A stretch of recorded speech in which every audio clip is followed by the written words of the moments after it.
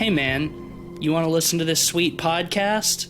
Cool. Well, just all you gotta do is open up your ears and hang out with us for the next hour or two. But also, you can only listen to it in the Denny's parking lot. And you have to be covered in mayonnaise. And there's a horse there. And the horse can do whatever he wants to you while you listen to the podcast. But hey, we made this podcast just for you. Because we're America's most conditional podcast, the Pod People. I'm Matisse Van Rossum, and I'm a fucking rabbit or something. I didn't think this far ahead. I'm the Duke of the Forbidden Holes, Ben Sheets. Oh, okay. Hi there. I'm Cleveland Mosier, and today I've been struggling with something. You know, I'm pretty hungry, and I want seafood, but the seafood that I want is too expensive. You might call it a caviar. Oh, fuck off. Well, and there goes half our listener base. This week we're excited to be joined by a returning guest. We are joined by DreadXP's own Jans Holstrom. Jans, welcome back. Oh, I'm Jans Holstrom, and I'm riding a horse in the Denny's parking lot. Hell yeah. Yeah, man, that's what I like to fucking hear. And you're covered in mayonnaise too, aren't you? Oh, hell yeah. All right. Head to toe. Well, our listeners may remember Jans when he joined us for our review of Grave Encounters several months ago, which was a really fun episode. We're super excited to have Jans back. It's been too long, frankly. And this evening we're going to be talking about an interesting little Irish horror film called Caveat, which is written and directed by Damian McCarthy and stars Ben Kaplan, Jonathan French, and Layla Sykes. It was officially released last year on the festival circuit, but it got added to Shudder as a Shudder exclusive, and I want to say June of this year. And this was technically Cleveland's pick, but I know Cleveland picked it because of you, Jans, because you suggested this and you wanted to come on to the show specifically to talk about this movie. So I'm going to put you on the spot, and I'm going to let you introduce us to Caveat and talk a little bit about why you wanted to come back on the show to talk about this movie. Okay, so the issue that I had for months now, since the last time we spoke, we talked about Grave Encounters. And I've spent a lot of this time since then, every day almost. It's true. Cleveland, we need to do Grave Encounters 2. It's time for Grave Encounters 2. It's the better sequel. And he's like, oh, yeah, I don't have a pick coming up for a while. And then I was like, oh, I just saw this movie called Caveat, and it's a very interesting Irish mystery movie. And he's like, oh, that sounds interesting. My pick is coming up. All of a sudden, whenever Grave Encounters 2 wasn't on the table, Cleveland's pick was just right there. Mm-hmm. But hey, let's be extra clear. It's important to note that, like, you saw Caveat around the time it came out, right? Yeah, yes. Yeah, and when was that? 5-6 months ago? It would have been June. Yeah, so this entire time, minimum once a week, like Jans and I have talked about, like, doing Caveat on the podcast. It's just that there have been so many new movies that I haven't had a chance to have another pick to bring Jans back on for it. So Jans, it's been this long, and I'm giving you my pick, bud. So, like, it's been an insanely long time since we've, like, done not a new movie, because we just had so fucking many back to back to back. And I wouldn't have it any other way. I've been wanting to. Itching to do this as well. There's a lot of good stuff. Fruitful year. And it's been hilarious. Don't worry about Grave Encounters 2, Jans. We'll talk later. Oh yeah. We'll talk. Footnote on that for the end of the episode. Yeah. Well, we'll talk about that off the pod. Oh, okay. That's a secret. Yeah, that hasn't been announced yet. But, yes. Well, stay tuned to future episodes to find out why. So we'll talk about that later. But yeah, what drew you to Caveat, Jans? This was a weird fucking movie. I watched the first trailer, the one that was really heavy on the little drummy rabbit.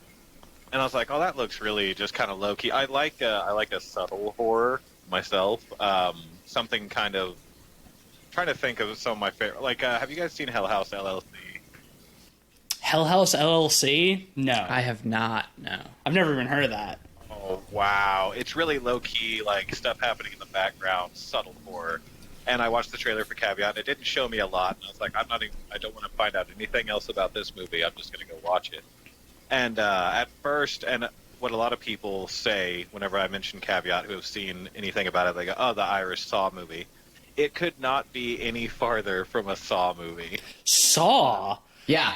Okay, yeah, that's weird because like Cleveland closed out our last episode by being like, people make comparisons to this movie by like saying it's a nationality and then comparing it to another movie, and Saw is not what I would have fucking guessed. Like watching this movie is like it is so un-Saw like. For me, what I couldn't stop thinking about is the fucking Babadook. I kept thinking like this is the Irish Babadook because it's I mean, it's mostly just in like the production design. Like it's like a very meticulously built set. Like it's very obviously a set. It's like just sort of surreal enough to like not feel like a normal house, and like it's lit like a set too. It's like children's storybook grime in the same kind of way that the Babadook is. I can like texturally. So like visually. when we like started watching this movie, like I think we all went in like completely blind. I had never heard of this movie, didn't see any trailers, did not know what it was about at all. And like that first scene where she's like walking around with like the little rabbit that's like drumming, I was like, this is just, is it the Babadook? Is it? Yeah. I love the design of that rabbit too. It's like Robert Morgan created the Energizer Bunny. Apparently, it has like weird, gross glass eyes. Apparently, they just found it on eBay and then shaved all the hair off of it. No shit. Yeah. That's awesome. And to be clear too, like I didn't just hear like Irish Jigsaw from Jans either. Like I've seen it in article titles and like other like offhand descriptions online. It doesn't make any sense. It's not like Saw at all. I know. I think I know exactly why people do it. Is it because the main character spends a lot of the movie in like a harness, like chained up? Is that why? I'll tell you exactly why. I can summarize it up. That's half of it. People are chained up in basements and they have to make choices. And that's literally it, and it's dumb, and I agree. But I do want to note before we move on, I thought it was funny because I had seen a little bit of stuff on it, not very much. I don't think I saw any trailers, but like there are some other things. It is popping up in my periphery. But you guys, Tease and Ben, you hadn't seen anything for Nothing, it. You just heard about it from me, and so I kept y'all in the dark. And again, all I said was like people have been comparing it to this, but it's not really like that. Yeah. And again, too, I didn't even mention Irish Jigsaw. I just said nationality and genre. I did successfully guess Irish before a single line of dialogue was said. In like the first 2 minutes, you looked at the set and you were like, Irish? Which I said Irish. I said Irish Babadook. Yeah. The only thing that honestly, it was more of a lucky guess than anything else because like when we did pull it up on Shudder, like Shudder tells you like the language that the film is in, and I saw English, and because you had primed us for that, like it wasn't an American movie, I was like, well, there's a relatively short list of like primarily English speaking countries that this could be from. Where's it most likely to have a dingy cabin? Oh, Ireland. Okay, boom. Yeah. Got it in one. Mm-hmm. That was really the problem whenever they were trying to find where to shoot it, because everyone has the dingiest cabin in Ireland. Yeah, they had to hold a contest. Whose house was the most rundown? Who has the dingiest shack in all of Ireland? Mm-hmm. You've got the worst toilet in Scotland, and you've got the dingiest cabin in Ireland. Yeah. So the basic premise of this movie, because it's a very simple premise, we have this guy who seems to have some amnesia going on. You know, your typical like video game setup amnesia protagonist. His friend comes to him and is like, "Hey, my niece is like staying in this house. Like, I don't want to like look after her. I'll pay you like £200 a day to like watch her for a few days." And then after he agrees, like, the caveats start piling on in a big way. It's like, oh, surprise, the house is on an island. Oh, surprise, the girl is, like, mentally ill because her dad killed himself and her mother is missing. Oh, surprise, the only way you can stay in the house is if you put on this harness that has a chain that goes down to the basement, so you can only go to certain parts of the house. It's just like it all keeps piling up, and then there's kind of like a little mystery that unravels throughout the course of the movie. Not at all what I was expecting. Mm-hmm. No, and I think it works best when it does leave you guessing and questioning things a little bit. I think this movie works super well in sort of an ambient, atmospheric sort of weirdness. Yeah, I would agree. I think like my general feelings about the movie are like as an atmosphere piece, I think it's fucking killer. I think its atmosphere is really, really great, like very spooky. There are some like extremely unsettling, like tense, creepy moments. I don't love the story. That's about where I'm at. As an exercise in like atmosphere and dread, I think this movie is fantastic. I think there might have been one or two narrative points that I missed. I'm usually one to be pretty happy or proud of like staying ahead of a film and even predicting where it goes. We talk about that a lot on the podcast. But this one, I think maybe it was just like the way that the exposition was delivered, or maybe just how little I'd had to eat that day or something like that, or just the Irish accents, which normally, again, I feel like I'm pretty good at tracking. I think I missed a detail or two. Well, see, I felt the same way, and then later I went back and I read a synopsis of the movie, like a plot breakdown, like to see what I had missed, and I hadn't missed anything. Yeah. So, all right, curious to see if it's the same. I think for me, like the issues with the story itself is kind of, it gets a little exposition dumpy in the second half with a lot of flashbacks and explanations, where I feel like the film works at its best when there are a lot of unknowns and it is really confusing and unnerving and weird. You know, it's very Lynchian in that aspect. It ends up in places where it doesn't feel as Lynchian because it feels very much like they try to explain things. Yeah, there's one sequence towards the end of the film in particular. We can touch on it a little later. But I think beyond that, I do think it's worth saying that the less you know about this film, the better going in, right? Like, probably. It's largely built around like not knowing what comes next. It's definitely hinged on mystery because like you go into the film with a lot of unknowns, and I think that's really the film's strength. I feel like in a sort of contradictory way, like I feel like I started to care about this movie less the more that was revealed to me. Like the setup was like, holy shit, this is fucking weird and unsettling and fucking sort of surreal. And then as like the pieces were put together, I was like, oh, okay. Interesting. Well, Yeah, There I was totally one agree. moment where I felt that way. For the most part, I liked the subject matter of the reveals, except for one thing.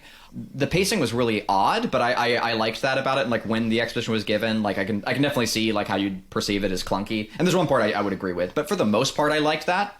All of those aspects about it. And I'm kind of jury's still out. I wanted to kind of discuss it a little bit more and formulate my ideas collectively before we slap a rating on at the end, of course. But beyond that, I want to say that like we'll describe them in spoilers, but like there were some moments that genuinely terrified me too. yeah, And, there's some very, very creepy moments. I would definitely recommend it. And beyond that, say like, because of like the spaghetti structure of this film, we're gonna probably have to jump around and give away stuff early on. So I would think just so. spoiler warn from here on out, so we can just talk about this film. Man, I feel like at this point there's just like an implicit spoiler warning on this podcast. Yeah, it's true. It's true. But sometimes it's good we can give people a recommendation and then let them know they can come back. But before we get into spoilers, like the three of us have had sort of our opportunity to talk about like our feelings about the film at large. Jans, would you like to weigh in and give sort of your broad thoughts about the film in general? Yeah, sure. I was just over here thinking about Grave Encounters too. No, I'm just kidding. Patience. Oh yes. Whenever you mentioned Lynchian, Cleveland, I know could feel me backing away from the microphone. Yes. From where he's at right now. Are you not a Lynch guy? I have a strong hate for David Lynch. Whoa! All right. Well, we won't. We've had a lot of conversations about it. I'm excited to talk about it on the show too. We won't litigate that on this podcast because that'll just be a like 2-hour long argument. But I can condense noted. our different opinions on it, though. I think in a cool way. I'll let you continue, Jans. But it does have that kind of that dreamy feel in the beginning, anyway. I think that the coolest thing the movie does is changes how you think about the movie about halfway through. Without getting into super spoiler territory, I have a working theory that I'll bring up later. But as it stands, it is an excellent mood piece. The atmosphere, the tension is wire-tight. It's fantastic. The way the movie looks is just beautiful. The dingy cabin, the low lighting, some of the shots, like the hand in the air vent shot. That's a fun shot where he's trying to get a hold of the phone. Oh yeah, that's a great sequence. Yeah. There's a lot of really good sequences like that in this movie. Yeah. Lots of holes. But I feel like there's a little bit of tonal whiplash because some people go in. You guys were lucky enough to go in blind, but a lot of people saw the headline and they're like, "Oh, Irish Saw, cool," and then they're hit with this dreamy Lynchian kind of all over the place story, and then halfway through the movie goes, "Actually, it's not any of that. Let me continue this way." And I think it messed with some people. And I won't name names, of course, because I'm a nice person. But there was a writer from Dread Central who I talked with. I suggested the film to him, and he came back at me angry, saying that it made absolutely zero sense whatsoever. Whoa, wait. So that's really funny to me because you guys are like, there was way too much explained. Yeah, well, I mean, I think there's some things that, like, there were a couple things I felt like I missed that are not explained. Like, I'm willing to, give that stuff a pass in favor of ambiguity. Like, that's fine. I felt like I was missing a piece. That's fine, but, like, I do feel like, especially in the second half of the movie, like, once we get, like, really into the flashback stuff, I think, like, what's going on becomes, like, pretty explicit. And, like, in that regard, like, yeah, that's confusing that the movie doesn't make any sense. Like, I think it makes pretty good sense for the most part. And I think some of my complaints lie in the fact that, like, once we do get a lot of the stuff explained, like, it feels very mundane for what, like, the first half of the film is setting us up for, It's interesting that we're describing this like two separate films. I would almost say, like, there's another moment where, like, it becomes, like, an entirely different genre as well. Like, still of horror, but, like, a subgenre, I should say. Like, I think there's, like, three different sort of, like, breaking points in this film where it's like, okay, this is a kind of a different type of movie, and we'll get into that in a bit. But I think, spoilers ahead, because let's just talk about the whole thing. Yeah. All right, the big one for me that I felt was, like, largely heavy-handed was that we see, like, him go over the balcony. I didn't like that, personally. That's my one gripe. I wanted to get that out of the way. Flashback. Yeah, in the flashback where we find out, like, he lost his memory because he fell off a ledge, and we see that the guy pushed him. I didn't really like that we had to see it, and it had to be, like, broken down for us, and it was that simple. Everything. Yeah, that's probably my one concern, like, in the plot. Everything else, I actually kind of liked how it was delivered. Yeah, I mean, that whole subplot of him losing his memory was almost all told in flashbacks. This movie relies a lot on exposition-heavy flashbacks. And I think that's one of my biggest issues with the narrative structure is, like, it relies on storytelling in a very direct way, whereas the rest of the movie feels so ambient that I would love to have more of the storytelling be ambient, because I think it does some of that.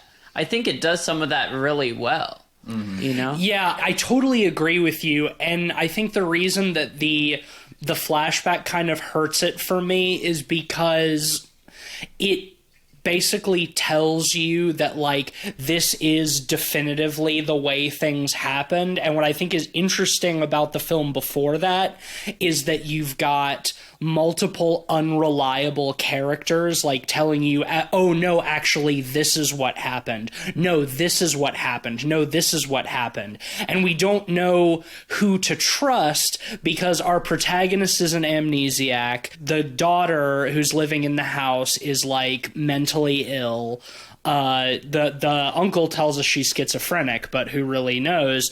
And then the uncle himself very obviously is, like, sort of a shady character who, like, very clearly has ulterior motives, like, is not being honest with our protagonist at all. Those sideburns say it all. Exactly. And you've got, like, these three characters that we can't, we as the audience cannot trust any of their word. Which is great. They're all totally unreliable, and I love that aspect of it. And I wish the film would let that carry throughout the entire thing and have us end the film still not knowing who's telling the truth. As soon as you get into like the flashback elements of it and we start seeing like what led up to Isaac losing his memory, then it's like, okay, well then it's just like the filmmaker telling you this is what happened. And I think it becomes definitive. Yeah, it becomes definitive, and it removes all of the ambiguity that I was really, really digging. And like, it definitely, like, there's no doubt that the film ends with some unanswered questions, and you know, there's sort of this presence of the supernatural that isn't really defined super clearly, and I think that that's okay, and I like that that's left sort of ambiguous. But like, yeah, the fact that we're told through flashback, like, this is exactly what happened, like, this is how the events went down and how the character lost his memory and what that all means, is like, that kind of deflated the tension for me a little bit, I think. Yeah. I would like to add like one additional factor to that. First off, too, I think that big tipping point of like literalism is him going over the balcony too. Like, sort of. I can definitely see that. So I think we're of a similar mind on that. But also on top of that too, I do think that there is a moment where they reintroduce uncertainty almost in the form of magical realism with the mother, when we start seeing like her as a ghost, like doing ghost shit. That's the stuff that I like best about the I was movie, like, think. oh shit, wait, no, maybe there are magical realism elements or whatever. But once she actually like kills the skeezy businessman guy, assumedly, well, yeah, but she does, right? Like how else do you interpret that? It becomes sort of literal again. And so like by the end of the film, I feel like all of the aspects of magical realism for like untrustworthy narrator or untrustworthy of an uncertain world, because like sort of what makes magical realism appealing is the uncertainty of the world building. The world itself is almost an unreliable narrator, and I got that feeling when like the corpse started moving, and by the end of it, I just sort of take it as like a literal ghost.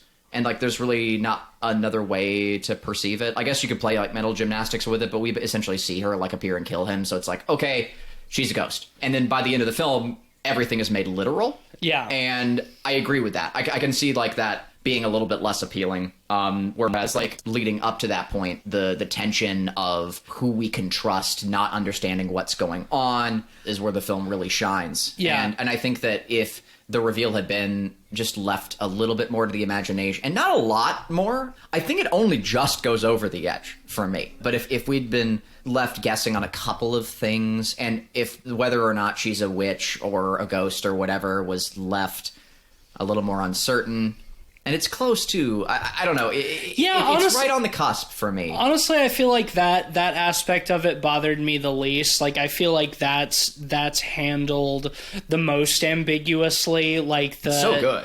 Like, just how literal the supernatural element is. Like, I like that a lot. Like, yeah, it does become sort of more explicit, like, in the last couple of minutes of the film. But even so, like, I think there's still some room for ambiguity with that. But it's like, yeah, it's the literalism of everything else that I have a problem with, because, like, especially the setting of the film is so kind of unnatural. Like, it feels very staged in the same way that, like, sorry, Jans, to bring him back up, but like David Lynch does stuff where like it doesn't feel like it exists within our same reality, right? Like it feels like it feels like a liminal space, you know? It feels unnatural, and like the setting of this film does that really well. So I think it lends itself to the surreal and the absurd and the metaphorical in that regard too, and does not lend itself so much to the kind of literalism that it brings to it in like the second half of the film. I don't know. In defense, the film does end on an uncertain note. Yes, but it's a literal one. Yes, which is fine. Like, and I think too, like, that largely makes an argument for this whole series of points from us, like, being personal preference. I think that, like, folks could definitely get a lot out of this movie for that respect and enjoy the fact that the ending is relatively literal. And, again, too, the ending is uncertain. It's just not uncertain whether or not, they're, I don't think it's uncertain in the way that we were looking for it to be uncertain. But I mean, preference. I mean, the whole fucking podcast is preference. Like nothing we ever say is objective. Old by M. Night Shyamalan is objectively bad. Okay, sometimes we do make objectively true statements. That's fair. I'll say that. I'm happy to say that live. Cleveland knows this. Ben, you guys might not know this. The way that I take in movies is unusual. I will usually watch a movie just kind of surface level. I don't really care to dig too much unless I'm asked to come on a podcast about it. Sure. I think that's totally fair. I've seen Caveat 3 times now. First time was just because I wanted to watch something. Second time, I think, was a movie night. And the third time I watched it with my parents. Because that's the kind of movie you take to your parents and you're like, you gotta see Caveat. But if you take it if you break it down to its base components, which is something I love to do with movies, take away everything, you have a pretty classic Irish ghost story. It is a vengeful ghost story through and through. Ooh, yeah. If you strip away a lot of it, it is a vengeful ghost story. Everything in the movie moves towards the purpose of that ghost getting revenge. If you think about how Isaac initially lost his memory getting pushed off the balcony, it was because he was sent there to kill his sideburn friend. He was sent there to kill his brother because he was going to give him up for killing his wife. The brother killed the wife along with Skeevy Uncle. And whenever he goes to do that, he has a change of heart because he wants to show us that Isaac's not a completely terrible human being and that he may not deserve the punishment that he's experiencing inside the house. And it's there that he finds the dad already down in the basement, crossbow shot and dying, which is the ghost doing, obviously, because he's claustrophobic. He was sent there to just lock him in the basement and let him sort himself out, but the ghost beat him to it. And then Isaac showing up, watching the niece, and all of that all works towards the goal of getting the uncle back out there for long enough for the ghost to murder him. It is a vengeful ghost story through and through. See, I really like that breakdown. That's what I was looking for. When I said, like, I feel like there was like a missing piece or whatever, and it wasn't necessarily like a missing piece of the plot because I tracked all those things. It was really perspective, right? Like, I really like that view. That's really solid. Yeah, I mean, I definitely think you're right. Like, yeah. I like it when you break it down that simply. I like everything you just said. It feels good and right to me. Maybe it's just because after like a first viewing, like there's so much twisty turny stuff in the movie that like it's hard to look at it so objectively. But like I don't necessarily love the path the film takes to get us there. Exactly. I think that's my problem. Yeah, my problem isn't what is being told, it's how it's being told. It feels like it's at odds with the film's strengths, which is, atmosphere and being in the moment. I absolutely adore all of the sequences of Isaac, like, crawling through spaces and putting his hands through holes in the wall. And, like, there's so much very direct storytelling, like, in terms of, like, locational storytelling and kind of environmental storytelling, that, like, the way this ghost story is told through, flashback feels at odds with that. And I think the story that is there is good. Like you said, like the classic Irish ghost story there is a really interesting story. I just feel like, I don't know, it feels at odds with the atmosphere of the rest of the movie. Okay, I was gonna say not to discount, a lot of the atmospheric moments.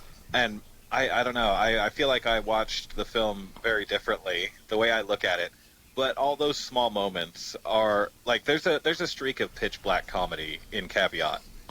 Definitely. For sure. Yeah, that I don't know if a lot of people picked up on. But the ghost, and it's kind of laid out the first interaction that Isaac has with the ghost whenever she tries to yank him out of the chair. Love that. His chain. And she continues doing that throughout the film. Like the picture with the staring eyes that falls over and he puts it back up, it turns around. it's all things like it establishes there is something weird going on in this house, but it's not super malevolent towards Isaac at least. And then you get that turn near the end of the film where it's like, oh, that was the intended target of the ghost. The rest of it was just yanking Isaac's chain. And, you know, frankly, maybe I'm just a little spoiled, but, like, frankly, I wish there was a little bit more of the ghost's presence in the film. I feel like it does a really good job of setting it up subtly in the first act, and then it feels like it kind of takes a backseat for like a good chunk of the movie, because we need to get the exposition of, you know, what happened with the father and the mother, and like what role the brother played in it and what role Isaac played in it. And it feels like, to use an extended metaphor, if you look at this movie like a ball of yarn, in the first act it does a really nice job of sort of like teasing out like the thread and sort of like getting you engaged and intrigued. And then in like the second act of the film, it's all of a sudden like, oh shit, there's way more yarn here than we realized. I gotta untangle all of this real quick.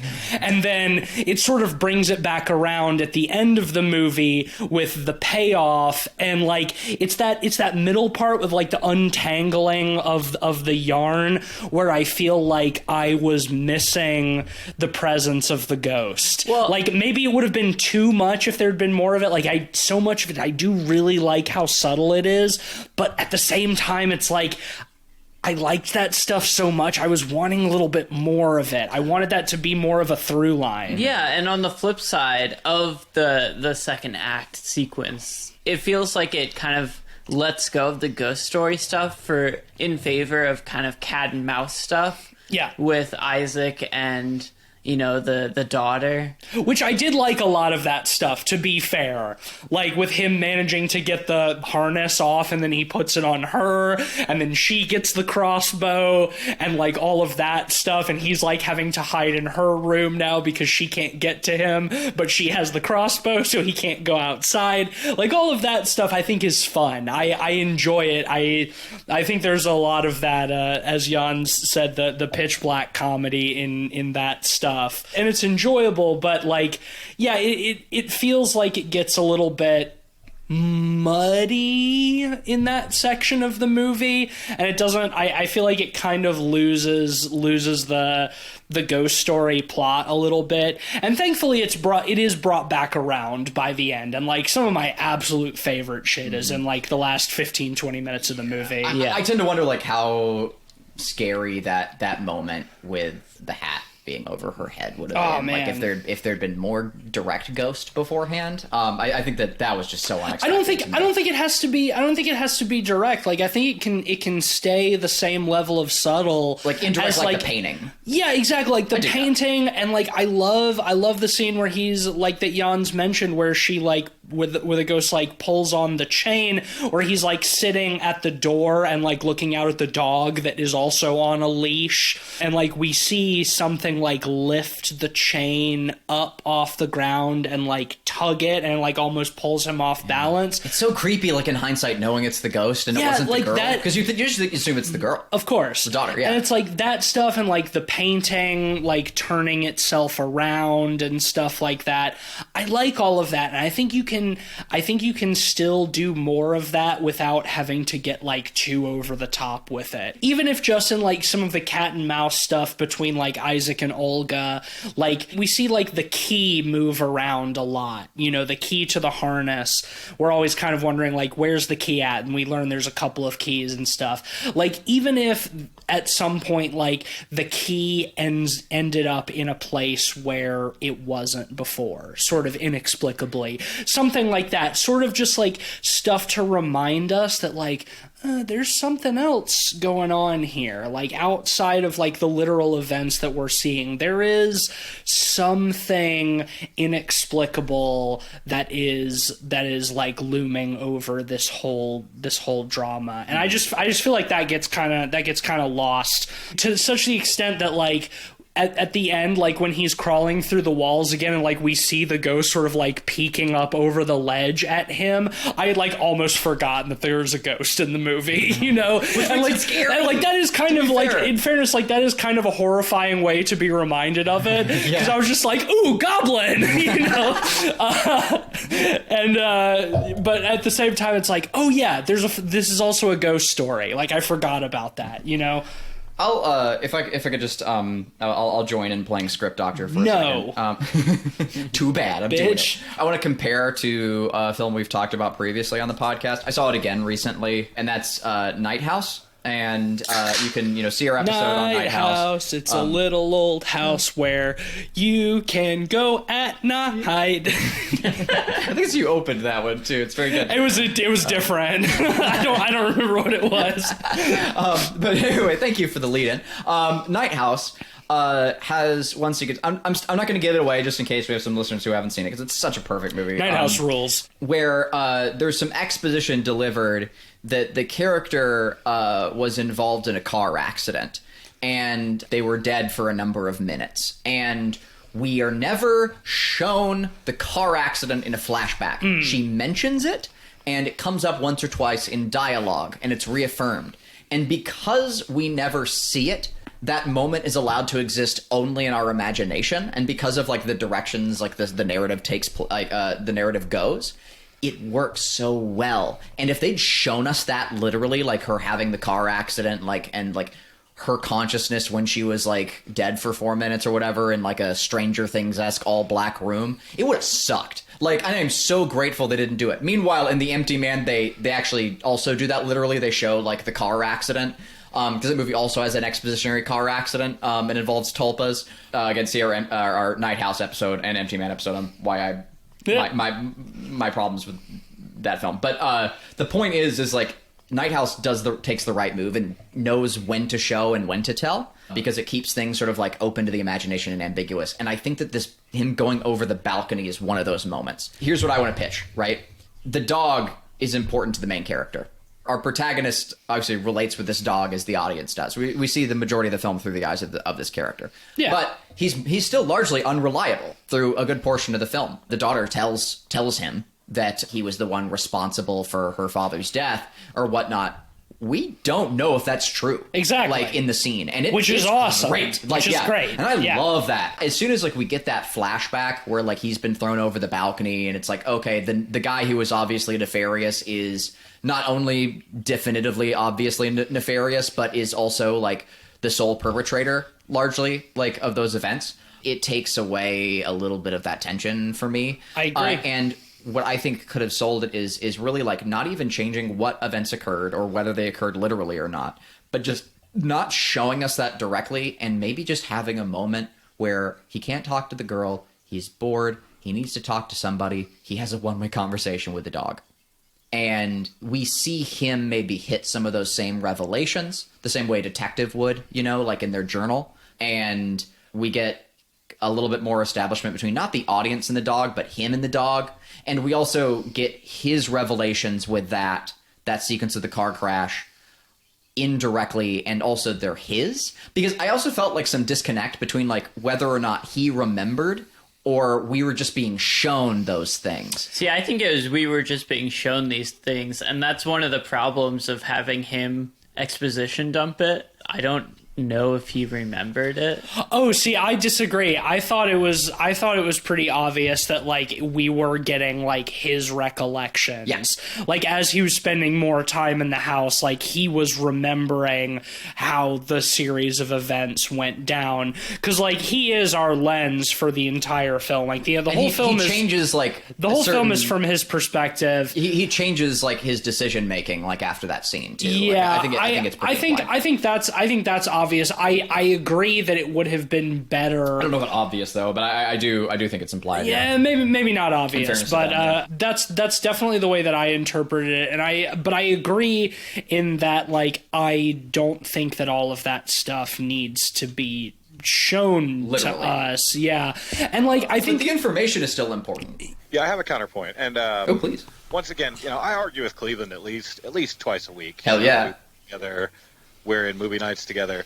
And I'm going to ask you guys to join me on an experiment that I do with Cleveland all the time, something I ask him to do. Because I think that exposition was perfectly fine. And there's a reason. So if we all take a step back and we stand up from the giant chairs made of our giant brains. They are giant chairs. We do have big brains around here. It's true. Giant brain geniuses. But you have to look at it from the perspective of someone who does not host or guest on movie podcasts. Your average audience member wants that exposition because you'd have people going, I don't like that's confusing. That bit of exposition works fine for the movie because most people that are browsing Shudder, and I'm not saying they're dumb or anything, I'm just saying they don't watch movies like movie critics watch movies. Sure. And I think, Cleveland, you and I have had this big O argument about Zack Snyder in reference to that. Some people just watch movies to watch movies, and that little bit of exposition helps them get over the hump of the story difficulties. Well, I think, to be fair, though, like, I do think that there are a lot of other, like, good popcorn movie directors that do a better job of that than Zack Snyder, like Taika or others. Yeah, and I'll push back on that a little bit, too, just in the regard that, like, I think that's totally fine, like, and we actually just talked about this on our episode last week about, like, the ability for directors to, like, make a film that is accessible to, like, normal movie-going audiences, but also have, like, more for people who want to read into it. Be academic and, like, about it, yeah. To be academic about it, it's like, yeah, that's fine, but also, like, I don't think every single movie has to be dumbed down for your average movie-going audience. I think it totally depends on the film that the director wants to make, and I think that there's a certain point where, depending on what kind of movie you want to make, you have to put a sort of implicit trust in your audience to be able to, like, smell what you're stepping in, you know? And I also, like, I think too that, like, the fact that we have, like, a film critique podcast is, like, incidental, right? Like, I think that, like, when Ben and I started this show, we already watched we haven't changed the way that we watch movies just for this show. No. It's just, like, this is how we've always watched movies, and we've had discussions about them, and it's like, hey, why don't we record our conversations and, like, get to the bottom of it? Yeah, it's so, a format like, for sharing our I mean, opinions. it's, you know, it depends on the film and the filmmaker, but I don't think every movie has to have exposition so the audience will get it. Yeah, and I think, again, like, this movie tells so much of its story environmentally that I would love to see more of that done environmentally. Like, for example, think of this movie if it was done as a video game. We talked about it earlier. This is It's a a very cube video film. game premise. You know, Yeah. imagine, you know, him going through the events of this film and, you know, having that cat and mouse chase and all of that stuff. Think of what it would be like if it kept cutting back in the video game to long flashback cutscenes in between these sequences. Kojima style. You know, would you prefer that, or would you prefer, you know, learning about the world from the world itself? From the You know, and environmental part of that storytelling. is personal preference, sure. But I think it fits the rest of the movie much better. And that's largely, too, why, like, my script doctory bit was a matter of not what, but how. And why I don't have too many problems with, like, the other sequences in the film. It really is specifically that one. And, like, if it's just told from that protagonist's perspective. So we hear all the same information, right? Like, about, like, him going over the ledge or whatever else like that. But we don't see it. And like, so it's still, like, blatantly given to us in the form of, like, say, him talking to a dog or something, you know? Like, Yeah, I still disagree on that. I don't know. Yeah, but like that's I don't know. I feel like it's just the fact that we, like, there are other ways to show stuff to your average viewer that isn't literal, you know? I think- like, I don't know. I have to give some leeway to Damian McCarthy. It is his first feature.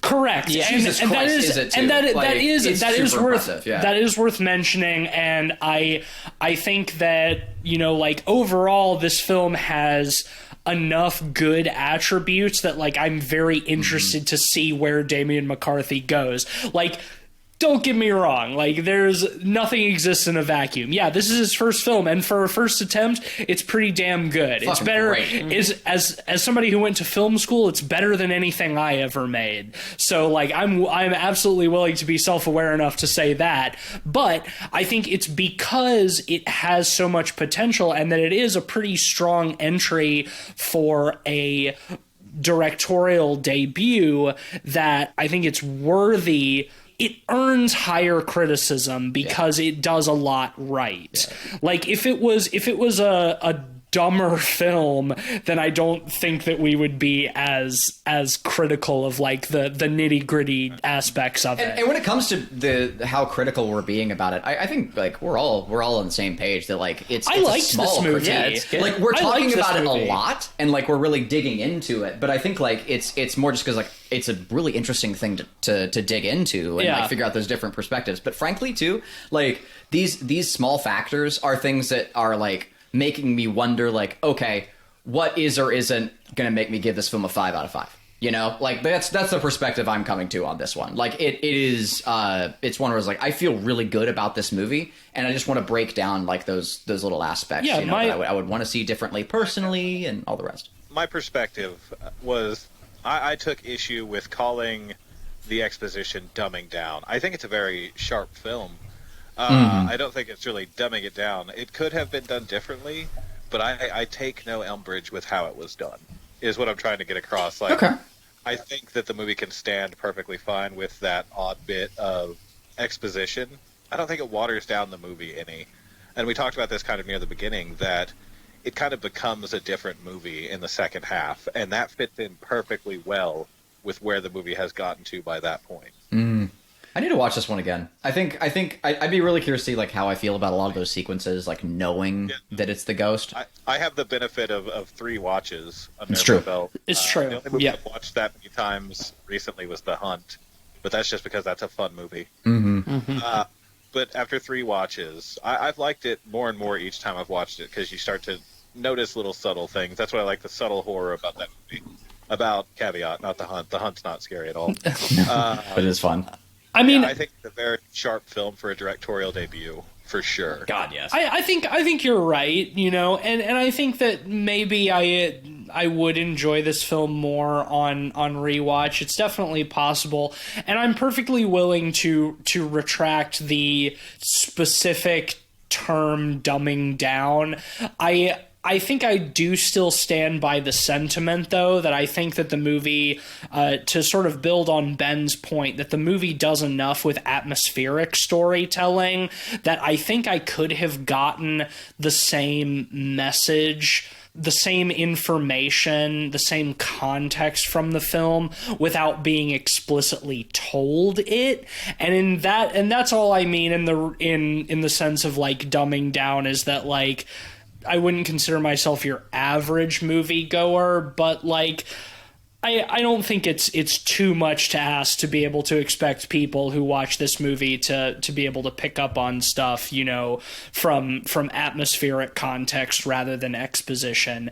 And I think too that, like, you mentioned, Jans, I don't think you're wrong necessarily that, like, having things be a little bit more explicit through exposition, like, allows people who are just watching it at face value to understand it maybe more than if it was kept ambiguous. And I think in principle you're absolutely right. I just don't know, like, how much your average, like, popcorn movie going audience would get out of this movie in general. It feels a little bit too slow and sort of meandering, and there's not really anything. And Irish, frankly. Because I worked in a movie theater. And Irish. Yeah, and, like, we showed a lot of art films, and you'd see, like, the old people walking out, and just the film being European was often enough for, like, your average movie going on. Well, and just in terms of, like, wow, I needed subtitles. I didn't understand what was going on. You know, like, I get that a lot. And like, in terms of action, there is none really. I mean, a little bit maybe.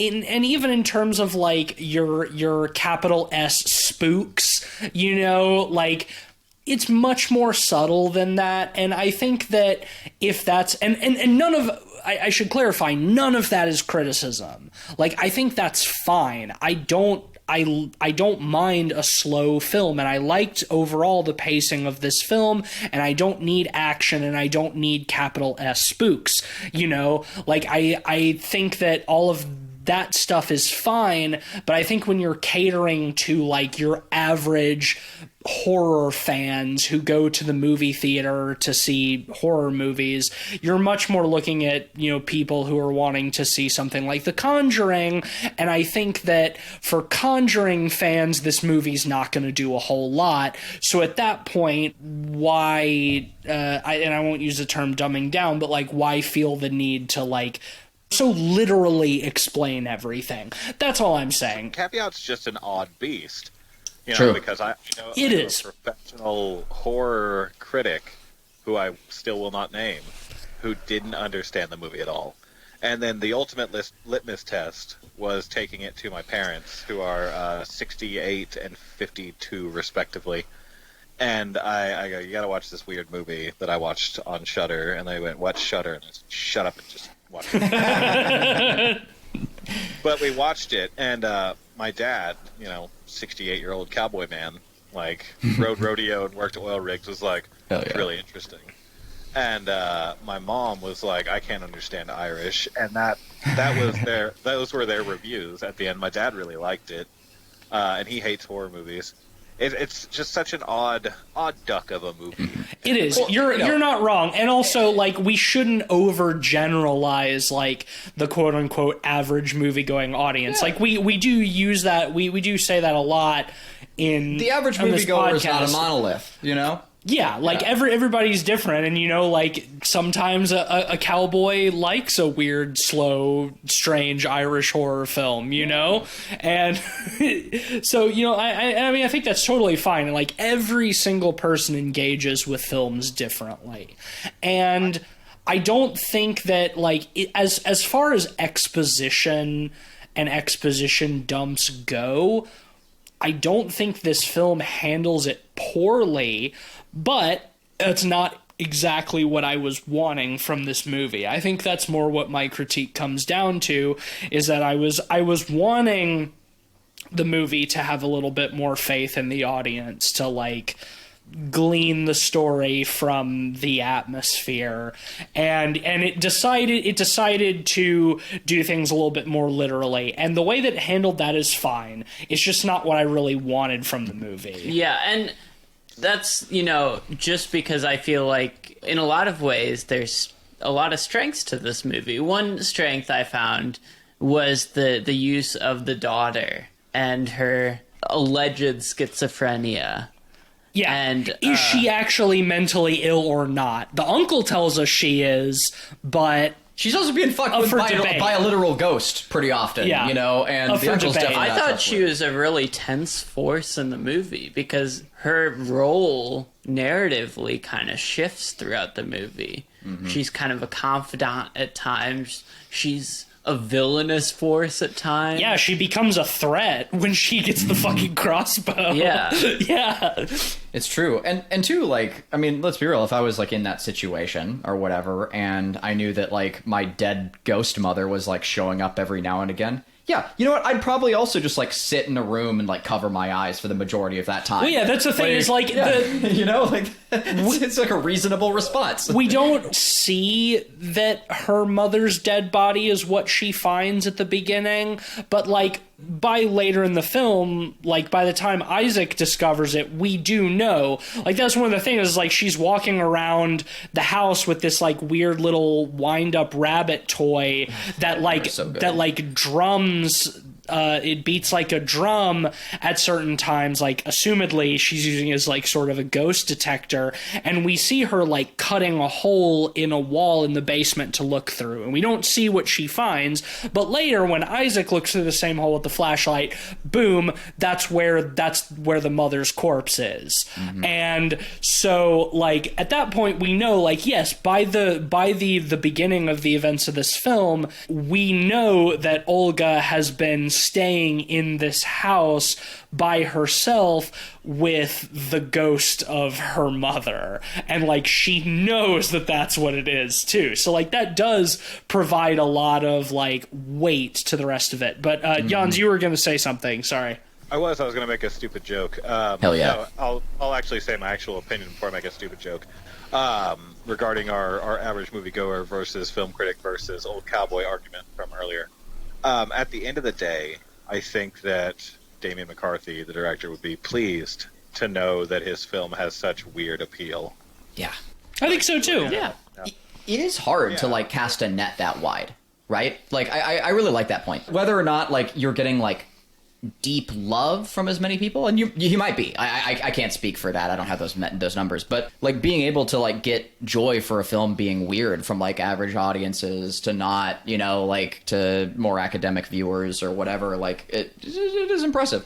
And I did have something sort of in the back of my mind a little bit when it comes to like comparing this film or like holding it to a certain standard. I do still like try to hold like whether a film is a first make or not to the same standard I normally would, whether it's like the 8th film a director's made, because I don't know, look at It Follows, look at The Witch, look at Get Out, look at, you know, etc., like all of these incredible like freshman films, you know, that have been made by directors. I try to like hold my personal standards to like hold them externally to some degree. You know, it's kind of like, well, you know, like The Witch is a 5 out of 5 I for agree me. with you. Like, I'm Yeah. gonna have to hold it to that same kind of standard. I watched a film a couple of days ago that I would love to cover on the podcast at some point. I don't know when, but it's called They Look Like People.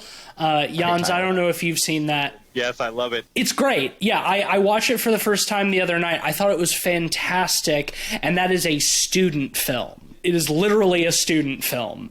Oh, The Babadook is also, I'm pretty sure, that's- a freshman film. I mean, it was Jennifer Kent's first film. Like the short, She had the short before, the but- short that it's based on was a student film. But yeah, I mean, she got Same. So yeah, applies. I mean, the same thing applies. But like even outside of like first big feature directorial debuts, like you look at something like They Look Like People, which is literally a student film. Like I watched the credits at the end, and like it has a slide where it said like it was made at NYU, like as part of the NYU film program. Like it's literally a student film, and it's a fucking fantastic film. So like I do think that like there are many great examples of like absolutely incredible first films from directors and even student films. So like I do still judge all films to the same standard in that regard. And to be frank, I did not enjoy Caveat as much as I like They Look Like People. Very different films, and I won't compare them in any regard other than that like they are the first films of the filmmaker. But Yeah, but I think sometimes it being a first film explains like a lack of confidence in some ways. it can. Yeah. And I feel like the problem we're talking about is in some ways a lack of confidence, you know, in that like a lack of confidence of being weird and just saying deal with it. Yeah. You know, and sometimes people prefer explaining with the weird, but you and know, like and Well, see, that's why I tend to wonder if it's like a lack of confidence or not, because like it also, like, it's saying I'm being weird, but I'm going to explain some of it, does allow you to cast like a broader net, which is, you know, like sort of the well, it also I do do think that it takes confidence to like put a certain degree of implicit trust in your audience to understand what you're Yeah. trying to do. And like I'm happy to have like a self-reflexive moment where like if I compare something like this to like my own thesis film from college, like when I go back and watch that film, like every time I watch it, I think like, man, this is way too dialogue and exposition heavy. I didn't trust my audience to understand what I was going for. And as a person in general, and I think people who listen to this podcast probably can understand this, I'm a long-winded person. It takes me a long time to say a little. I'm doing it right now. And so like I get it. Like I get the impulse to lay everything out for your audience to make sure they get it. Because if they don't get it, then they're confused. And when they're confused, most people don't like being confused. So if something confuses them, they don't like it. Trust me, I get the impulse. I do. I think that casting a wide net is a good thing. And if David Lynch had tried that, I think his movies would be more enjoyable. Now, imagine... Hard disagree. Spicy. Hard disagree. I mean, Okay, well, let's just like Peaks was put a small let's remember put a small tag on the end of that for you. There we go. Yeah, well, I mean, Twin Personal Peaks was preference. one of the Sure. most popular shows of the 90s. Okay, so. Mulholland True. Drive, they leave the diner, right? They go around the corner, and a filthy homeless man sits them down and explains his entire backstory. I think that has more broad appeal. I don't even know where to begin with that, my dude. I don't even know where to begin rebutting that. In Blue Velvet, right? Ooh. Sucking down ether, right? And then he starts explaining why he likes ether so much and why he became the way he is. Like, maybe that's a No. That defeats. Okay, hold on, Jans. Yeah. Okay, I'm gonna hit that one real quick because I do have a response for that one. Like, no, the whole point of Blue Velvet is like the darkness pervasive in America, like in underneath the soil. It's literally in the first shot with like the evil like insects and stuff. And if you explain why Bob is evil or Bill, what is his what's the character? Frank. Why Frank is evil like directly, then like it's not that anymore, which like defeats the whole point of the narrative. So no, absolutely disagree on that. David Lynch movies are really just missing some Joss Whedon dialogue. But again, too, like Ben, you brought up a really good point about like Twin Peaks, like its review levels and like it being like one of the It was most super popular when it was on TV. But let TV, Jans had have broad appeal. Jans had a rebuttal. Let him speak. Yeah. Yes, my rebuttal is this. Frank's huffing down ether, right? And he's like, the evil's underneath the soil of America is explained in the first shot.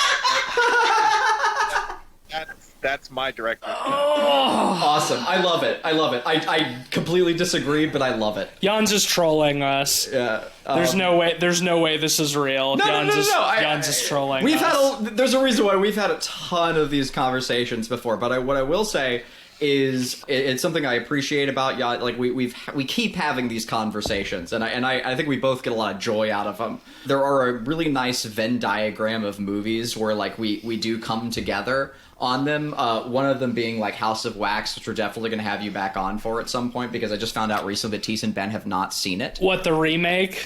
Yes. Yeah, the 2000s movie. Like we're gonna do that at some point because I went into that with the lowest expectations as I think I should, like, and was really pleasantly surprised. So I think we do come together on a lot of those things, and I love ham-fisted movies. And, listen, I love dumb schlock. I love dumb schlock too. But like, you know, a film sets an expectation for itself out of the gate, and like, I have no problem with dumb schlock when a film lets me know that it's going to be dumb schlock. Like when a film spends half of its runtime doing really sort of like weird, spooky, atmospheric storytelling and making me ask all of these questions, and then in the second half sits me down and says, you have questions? I have answers. Like, that leaves me a little bit disappointed. It's expectation versus reality, you know? Well, look at Malignant, right? Like, it has a really weird offhand turn, but it still starts with, like... I love Malignant. But here's the thing, like, it starts with, like, a big Arkham Asylum shot, right? Exactly. Like, it lets Malignant sets its tone. Weird, the intro of Malignant lets you know immediately this is dumb schlock. If you go into it expecting anything other than dumb schlock, you're going to have a bad time. And the people who didn't like Malignant, I think, did not accept it for dumb schlock within the first 5 minutes. It's all about playing to your strengths. Totally. Yeah, it should be good. Like, this film sets itself up so well for atmosphere. You know, with the bunny clacking away on its little drum while she carries it around the house with a look of horror on her face. I actually had a question for you guys about the bunny. So it seems like the bunny detects the ghosts in the house. Yeah. The forces in the house. But could it also be, in its own way, conjuring the ghosts in the house or repelling the ghosts from the house. What do you think, Jans? Repelling, I think, no. Sorry. Let's go ahead. I was going to say, we need a prequel series that explains the origins of... Fuck off! Keep going. The previous, whenever everybody was exploding about David Lynch and his bad movies, I have a fantastic ability where I cast a wide net. And the wide net is just to make film nerds angry. And I'm very good at casting this net because, like Cleveland, whenever he and I argue about David Lynch, I can always just go to my old fallback, which is I've seen every David Lynch movie and he has not. So as a card to throw Damn, out that is there. a pretty good one. I love movies. David Lynch, I have, and I've explained this to Cleveland so we can put this to bed so Tease and Ben don't go to bed angry tonight. I don't dislike David Lynch. My main issue is the weird vaunted status that he has gotten off of the back of some pretty subpar films. Well, yeah, there's another point to You're bring saying up. that to make me not get angry? No, I need to, hold on. So let me, there's another point that needs bringing up too, and that's the one that, Ted brings up a lot in our conversations also, which is that, David Lynch's work also acts really well as, surrealism for, college students. Surrealism for, people just getting into surrealism, because... and my response to that is it's largely because David Lynch's work is not exclusively surreal. He gives you enough textural grip to work off of. Eraserhead is about the anxiety of parenthood. Period. There is a core theme and there are core elements. It is not outright abstraction. It is not so surreal that you can't track or understand much of anything. It's led to you, and there are interpretations. There are other ways you can take it, but for the most part, there's always grip. There's something you can grab onto. So David Lynch is not, the penultimate surrealist. David Lynch, I think a lot of his stuff works because it has literal tie-ins. He's not Alejandro Jodorowsky, at all. for sure. Yeah, exactly. Well, maybe with the exclusion of Inland Empire. Inland Empire is a bit of a different story, and I think that there's something to be said for the directions that David Lynch takes over the course of his very long career, and I'm not going to get into that, nor am I going to argue with the very obvious subpar films bait. I know that Jans is a fisherman. I've lurked in the DreadXP Discord enough to know that Jans is a fisherman, and he knows how to lay his bait to catch fish, and I'm not going to be the fish today, Jans. Not today. I'm not going to be the fish. Stay down in the front yard and physically fight college students who want to talk to me about David Lynch. And I'm going to, whenever someone's like, have you seen David Lynch? Great surrealist films. I'm like, have you ever watched, I don't know, Michael Gondry? He makes decent surrealist films. Okay. Have you seen Doctor Strange? It's a really good surrealist film, guys. Have y'all seen that? Have y'all seen Doctor Strange? It gets really surreal. Proclamation here. Michael Gondry made The Fine Sleep, which is an excellent surrealist film. Yeah, I haven't seen it. I haven't seen it yet. Eternal Sunshine too. Oh, is that right? Which is a fine movie. In the interest of bringing us back to Caveat and maybe bringing us all together, I think a good way to wrap up is to talk about the last few minutes of this movie, and I think what we can probably all agree is some very spooky shit. Yeah, let's talk about all the good moments. There's a lot of them, yeah. Can I summarize real quick just that ending, my favorite part of the ending sequence? Sure. Okay, so Isaac, who has previously in the film been cat and mouse with Olga, she has gotten the crossbow. He gave her, or while she was in one of her catatonic states, and we mentioned earlier how we're not sure if she actually has schizophrenic catatonia, as she's explained to have by the uncle. But also the movie could have resolved this by having Isaac just huck a tennis ball at her face. If she moves, it's not real. Damn, true. She's out, and he puts the harness on her, so she's trapped with the chain in the basement. But she gets a crossbow, and he's trapped in the room. She shoots him in the leg. He gets out into the insides of the house, kind of under the skin of the house. In the crawl spaces in the wall, yeah. Yeah, under the skin of the house. I'm going to stick with my very weird description of it. Mm-hmm. He's in the old bones of the house, the old strong bones of the house under the skin. And he gets to where the movie started, which is kind of poetic in a way. He ends up where the movie started at that point, and he's in the crawl space, and you find out that Olga's mother, well, you should know by now, but she's down there, and she's dead. And he's looking through while Olga and her uncle argue downstairs, and he notices that the corpse is looking at him, so he puts a beanie over its face.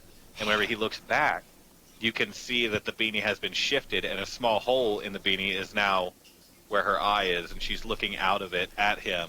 Like, it's very subtle. Like, she first turns a little bit, and he's like, I'm gonna put the beanie on your face, and then she's looking out of the one hole in the beanie.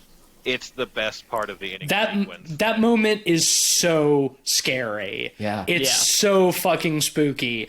If there's one part of this movie that is going to stick with me long term, it's that. Like, when he looks back at, like, there's, like, the hole that just the one eye is peeking out through. It's so fucking well done. Because there's no moment, like, we almost always have, like, her legs and hands, like, in frame. There might not have been a moment where she could have, like, taken her hands up and done that, so you just don't expect it at all. Like, I remember, too, like, we were all kind of, like, talking there, because, like, you'd mentioned goblins, and, like, oh, man, wouldn't we go down, like, a goblin horror movie? And we're just kind of chatting, and then as soon as that shot happened, we all were, like, stopped in our tracks, like, whoa, like, completely just, like... To go off on a slight tangent, I was looking at some stuff about this film on IMDb, and you all know how on IMDb they have, after the trivia section, they have the goofs or whatever, where, like, you know, they mess something up or there's a continuity error or something. On IMDb, there's one single goof logged for this film.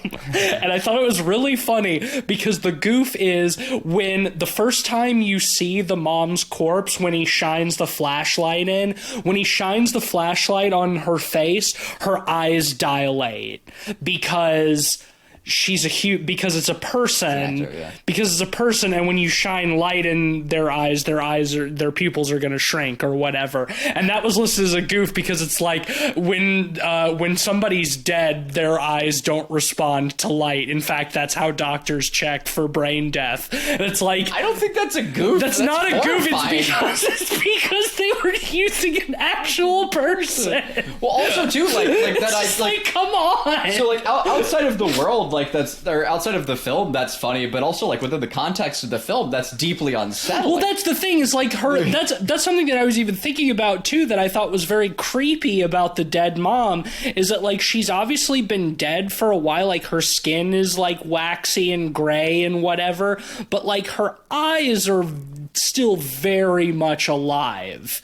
And, like, I mean, it is because, like, instead of a prop, they did use an actress and makeup, but considering that, like, she's a ghost, that makes it spookier. Yeah. Like, that's what's scary about it, is because the corpse has very alive eyes. Like, even though they're not, like, actively looking around and moving, we can see them, it's like, She watching, exactly. And that wide-eyed expression is just harrowing. I love the hole in the beanie. I feel like holes in this movie are such an interesting motif. This is a holy movie. Yeah, they keep coming back to it. Like, there's a hole in the bedroom, so you know, he can have access to the phone. You know, there's a hole in the basement, very Amityville Horror-esque, where the mother is found. I think this is just used so much to such a great extent in this film. And I found the beanie part horrifying, but I think the most horrifying shot for me was when the uncle is cutting through, when the other side is being cut through by something. He thinks it's Isaac. Well, we think it's Isaac too, because the last time we saw Isaac was in the crawl space, and the uncle is saying, like, because that's after Olga leaves, is like, hurry up and, like, cut your way out so, you know, we can take her by surprise or whatever. And then the intercom, like, beeps, because there's an intercom in this house. I thought the intercom was used pretty effectively. Mm-hmm. And it's Isaac talking to him from, like, outside. He's, like, gone back through the wall, presumably, presumably. We don't see that. I'm guessing like he just went back the way he came, and he's talking to him from outside. So who's that cutting through the wall? And I know the shot you're talking about where like the uncle sort of like backs up around the corner and is like shining the light, and like we just see a little bit of like the ghost of the mom sort of like peeking out from behind the corner. And again, you get her wide eyes. It's very creepy. Terrifying. Yeah, that shot is so scary. It is, but then the film ends very abruptly after that. It's like it cuts from that, and then we see like Isaac outside like letting the dog off the leash, and then like Olga comes out with the crossbow, and they just kind of look at each other, and the movie just sort of ends. Well, let's talk about that though. Like, what happens next? Let's consider like each character, how they feel about each other. You know, like what are the options here? You know, like it's cool because she's on the vest. He has the key, right? Does he have the key? I think so. Well, he has one of the keys. Yeah, he has the key. He has the key to the one of vest. the keys. Yeah. But she has the crossbow, so he is at her mercy. But she is also at his mercy. Well, yeah, because if really cool she shoots him, he's out of reach, so she's not going to be able to get the key. Mm-hmm. And also, like at that point, it's been pretty explicitly stated that like the uncle has been playing them against each other. So at that point, it's like, oh well, the ghost got the uncle, so what are we fighting about? I mean, that's the way I kind of read it. It's like they kind of look at each other. It's like, what, you know, where do we go from here? But it's like, well, I mean, I also like that the main character is put at her mercy because of doing like a good act. He's trying to take the dog with him. You know, Yeah. what the dog doing? what the dog doing? What the dog doing? He wants to bring the dog with him, and I really liked that because the dog is introduced like just the right level. You know, we're left kind of thinking about the dog in the background. I'm very, very glad they didn't murder the dog in horror movie fashion. That was nice. I mean, they usually do. They usually yeah, do. They usually do. Because also it was a very good sheepdog, and as someone who has a sheepdog, like I was instantly attached. So I appreciated that. But no, I like that. I like that they're at odds at the end, and I think that largely, like from a literal perspective, works very well. Like because again, like they're at each other's mercy, and you know the uncle is dead. So Well, yeah, that's the thing. It's like at that point, I kind of considered their antagonism towards each other like finished. It's like, oh well, here we are. Mm-hmm.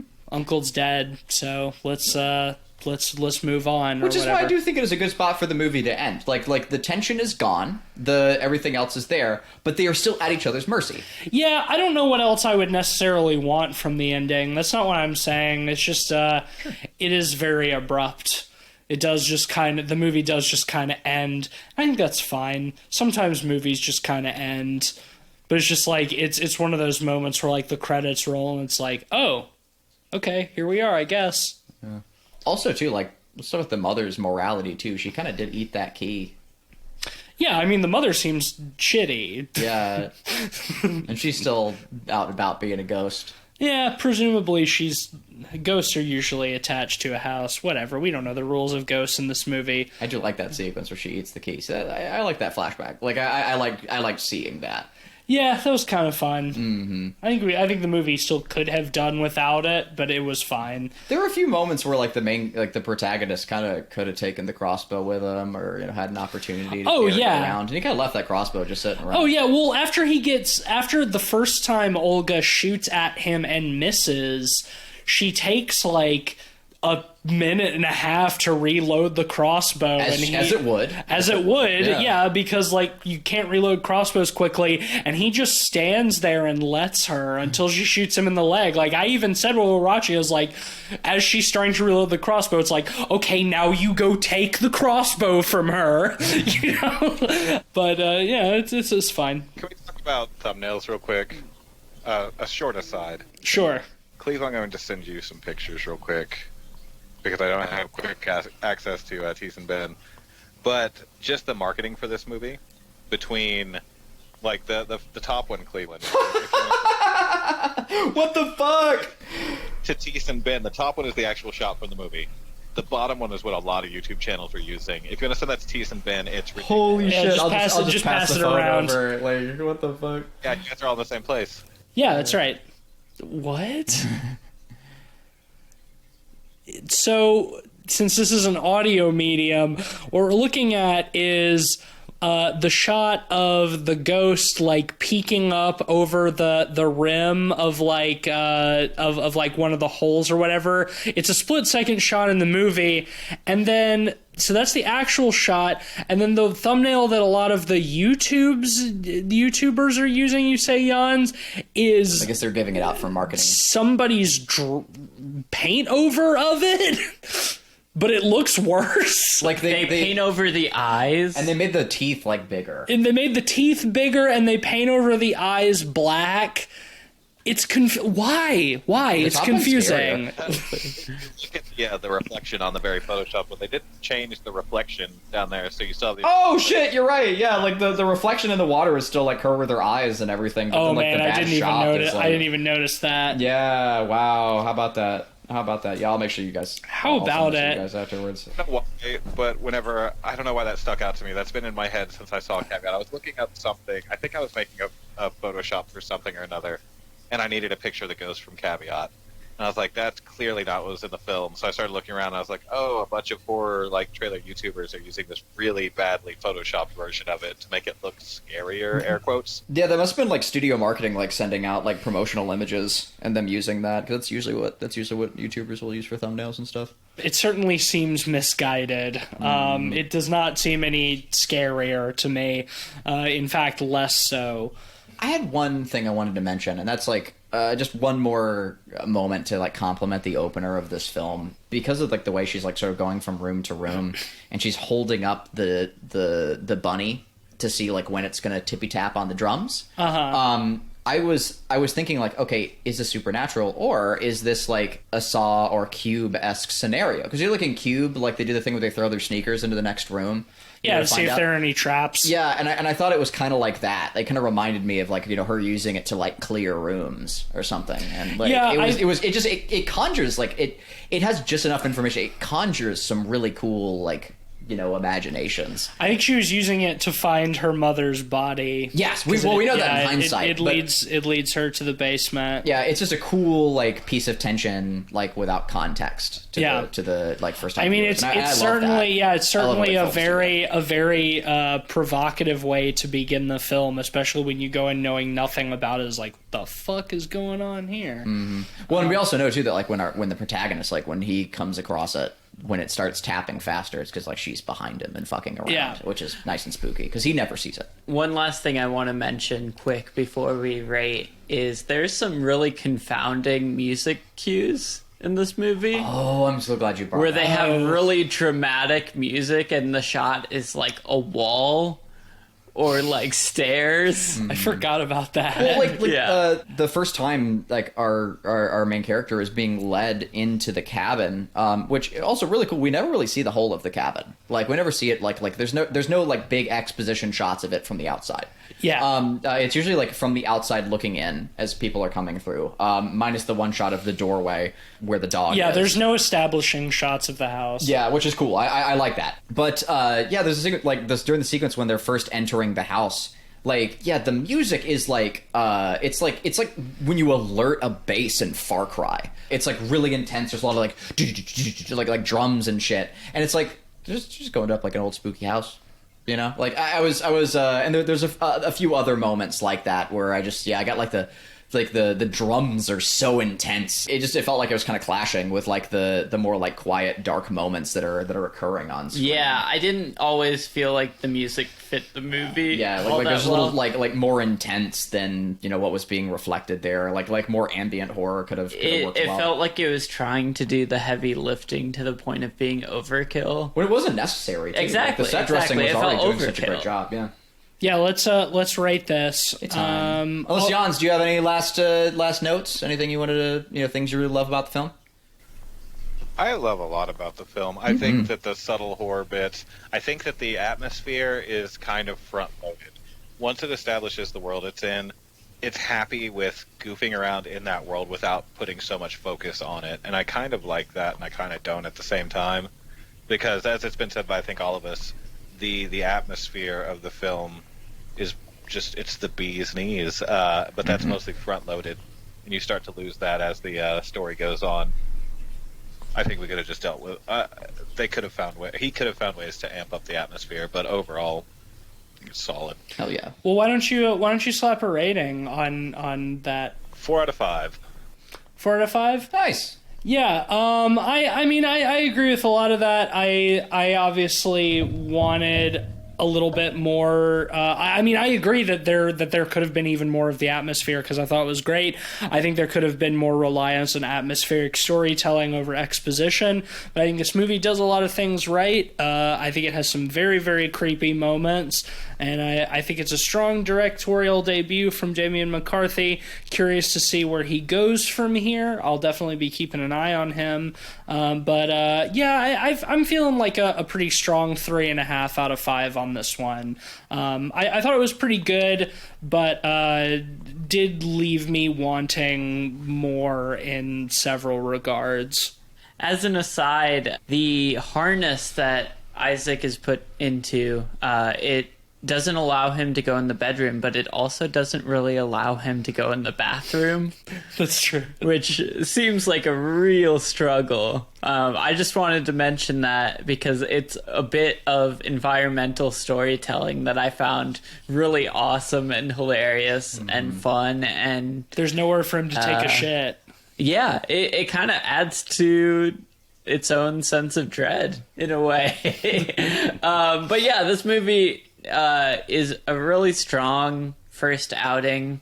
It seems like Damian McCarthy really has a strong sense of creating environments and even creating sequences and scenes that feel really compelling. I think this is a strong movie.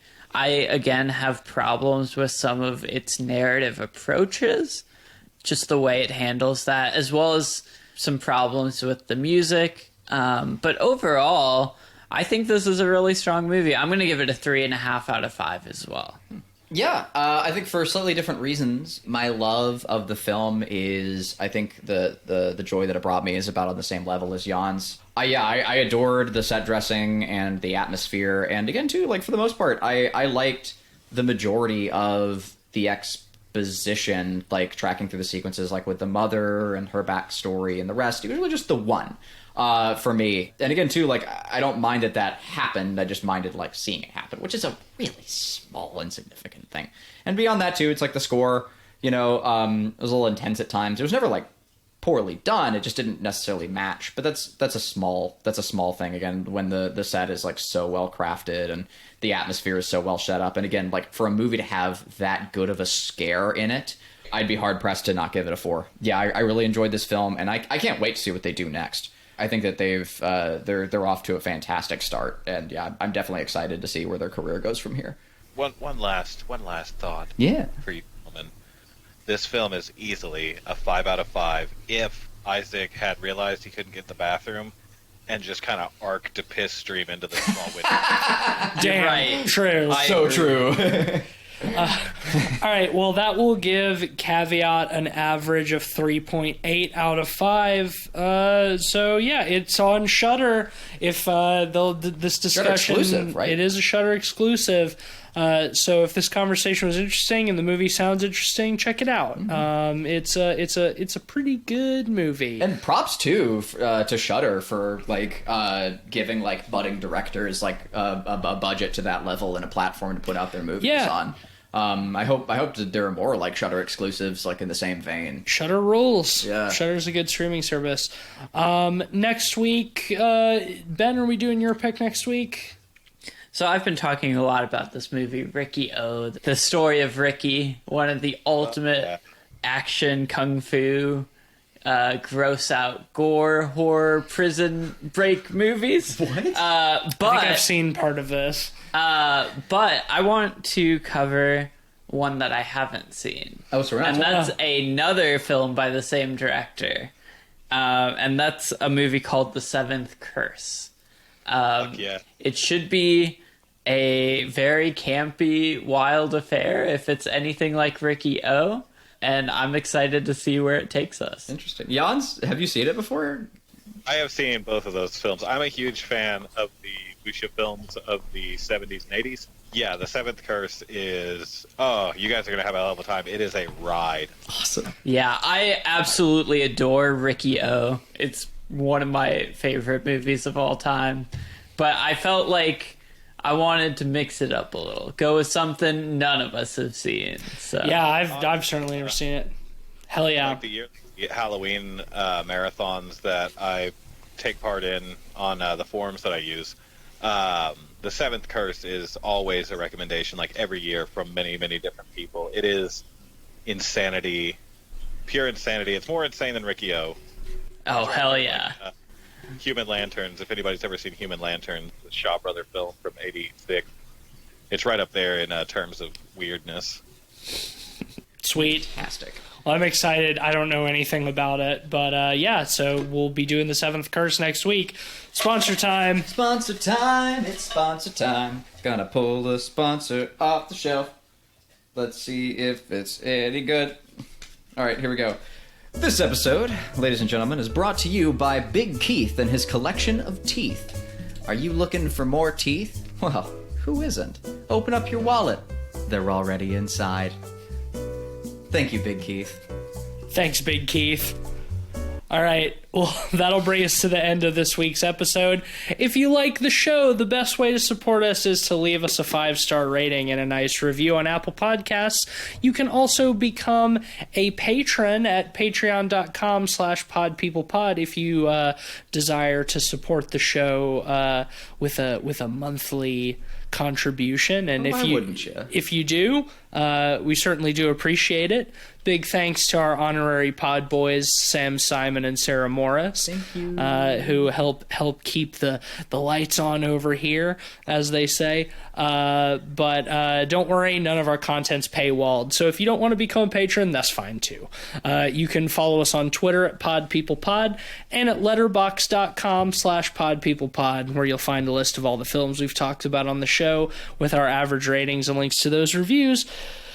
You can find me on Twitter at some spooky snake, posting tweets, bad ones, bad tweets.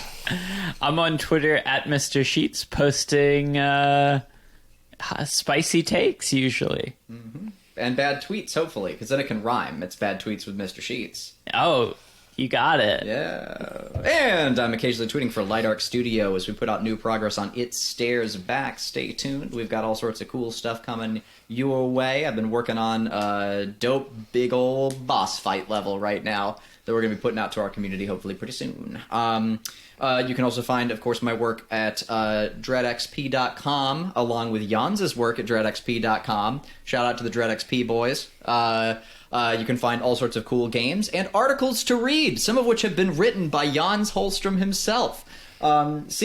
Read about David Lynch articles or something. Jans, what you got, bud?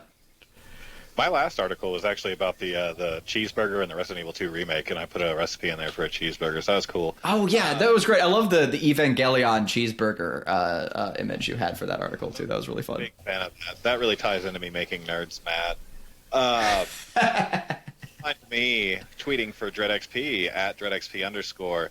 If you want to hear my unfiltered thoughts on the state of David Lynch, you can follow me at Horror Played. Also, you can listen to me now. If you can't get enough of the yawns in the 2 episodes that I've been in, you can find me weekly hosting the Real Professional podcast for DreadXP, where real professionals have really professional conversations with people from around the gaming industry. Yeah. It's a good time. Joined by my co-hosts Ted Hinchke and Abby Smith. It's a very, very professional podcast for professionals only. Mm-hmm. That's why I've never been on it. I was going to say, much like this podcast, which is also a very professional podcast of professionals with professional ideas. Oh, yeah. So professional. And, too, yeah, just like one more shout out to Jans also. Like, well, you know, even though we don't necessarily always agree on our takes, I think that Jans's articles have like some really cool breakdowns and like they're really fun to read. I really love Jans's work. And, yeah, really always happy to have you on the show, bud. I write in the comedy. Of course, you can expect in my articles right there. What's the one you did with like where you're like drinking like G Fuel, or it was just like all the energy drinks? That's my favorite one. Like I made a Walmart grocery pickup order, and I ordered 4 different sugar-free energy drinks because I wanted it to be somewhat not deadly. but they still had loads of caffeine. But I wanted to see if they would make me good at video games. It was very scientific. And I drank sugar-free monsters of different flavors and tried to play Dead by Daylight. It was shameful. You can look at the stats pages that I posted in the article. I zeroed out everything and ended up throwing up from drinking too much energy drink. Yeah. The article ends in blue vomit, and it's pretty fantastic. That article is like hilarious to read. No one should drink 128 ounces of various energy drinks. That is so much. Yeah, that's don't worry, vile. I won't. Yeah, that is so funny, man. I wasn't planning on it.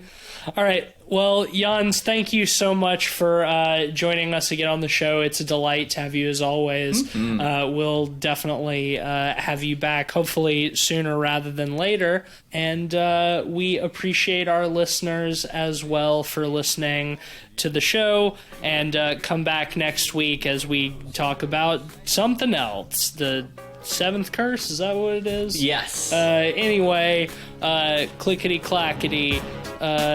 It's a rabbit, and he's backety. All right, bye.